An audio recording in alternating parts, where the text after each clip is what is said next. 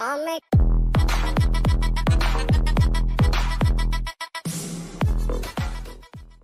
everyone, welcome to Cat King. Today we have Rutuja with us who will share her journey of how she prepared for CAT. Right now she is an NMIMS Mumbai studying her MBA. Hi Rutuja, how are you?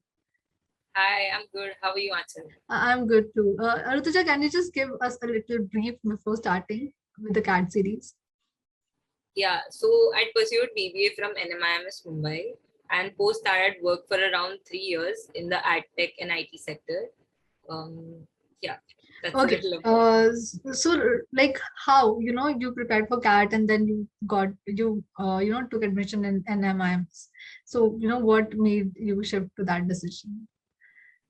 So my CAT scores weren't giving me as great colleges as NMIMS Mumbai. I think I took the best pick that I had from the colleges that I had. So yeah, Okay. that's how I went to NM Mumbai. So, what was your strength while preparing CAT? I think my strength was verbal. I think my very first mock I got a 99 plus in verbal. So Oh, okay. yeah, I had actually prepared for GMAT before. I think 2-3 years back. So a lot of help in verbal came from my GMAT prep, and also while I had prepared for BBA entrance exams, I had done verbal very well. Plus, I've Right. always been a reader, so I think that also contributed a little to verbal being my strength. So, Other than that, what sorry. would you suggest, to the people who are like very weak in vocal? I would suggest that go through Norman Lewis Word Power Made Easy, because many a times in RCs you don't understand the words, and which is why you guess and you don't understand the essence of the entire passage. So Word Power Made Easy is like a shortcut to get to know so many words that you otherwise wouldn't have known. I think that is something that anyone can finish in 30 days. So if you do have that kind of time, definitely you should start attempting and practicing Word Power Made Easy. The reason it's really good is because the while you're reading that, the each word gets stored in your memory. You don't need to do an extra practice for that. If you just attempt those tests, each word will be tested around 7 to 8, I think 5 to 6 times in one session. So that word gets really ingrained in your memory. So I think that way it's great. Other than that, I think the usual tips: read blogs, read different articles, and just be eclectic. Don't be limited to one kind of literature, because CAT really tests you on different kinds. Like there'll be art, there'll be science, there'll be things you really hate reading, but then you have to read them anyway because. So particularly, I wasn't a big fan of art, but again, because those art kind of passages which come, very niche. I didn't like them, but I think we had a similar passage in slot 2, I think, if I'm not wrong. But then you have to get habituated to reading all of those kind of things, even though you don't enjoy that kind of reading. Everyone has a if you are a reader also, you have specific kinds of literature that you like to read, but then you have to read everything. You have to read science also, because Right. that is also tested.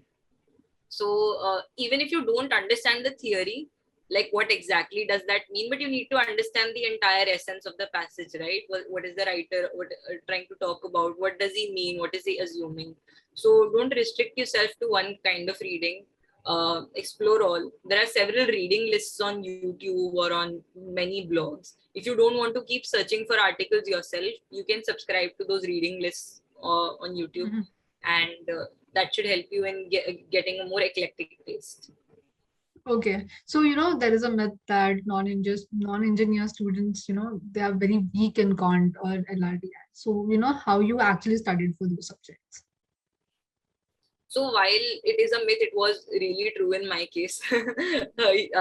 So maybe not a myth. I did find quant a little tough. So what really helped me was solving past CAT papers. Initially, it was very difficult for me because there were so many topics, functions, this, that. I wouldn't understand what to give more importance to. Mhm. And while everyone said that arithmetic, you should focus on arithmetic, I wouldn't understand how much time to give to arithmetic. But once I saw those papers, I saw that a large chunk of importance is given to arithmetic, And even though if you see out of those 34 questions, maybe it's just 10 questions, but then at the end of the day, you don't have to solve all questions, right? CAT is not about attempting all 34. It's about attempting those 10, 15 that you attempt absolutely with 100% accuracy, or the highest accuracy that you can get. So I think that misconception that I had, that you need to know all topics really well, that is something that I would like to change going back in time. That do focus on those subjects which are your strengths. Be better at that, because people tend to ignore percentages. They say that acha percentage to we know. Why focus on that? Let's study. God knows what quadratic equations. Okay, quadratic still has some weightage, but maybe some really niche subjects like uh, uh, studying probability and its 100 variations in detail.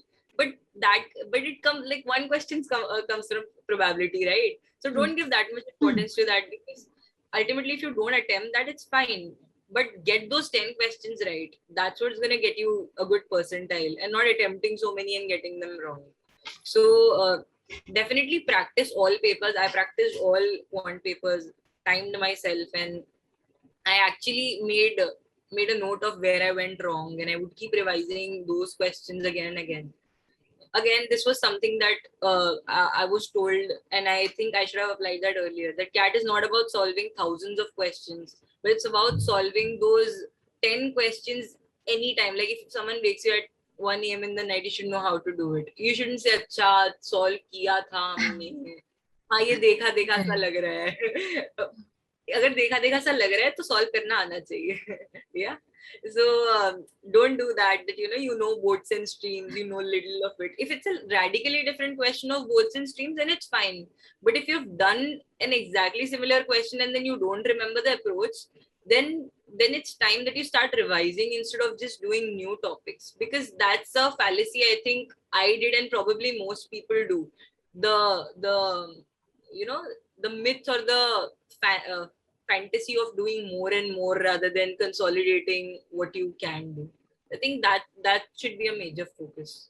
So, you know how you prioritize your topic based on what you already knew or what you found easy, or on the basis of weightage, what was given to that question in the exam?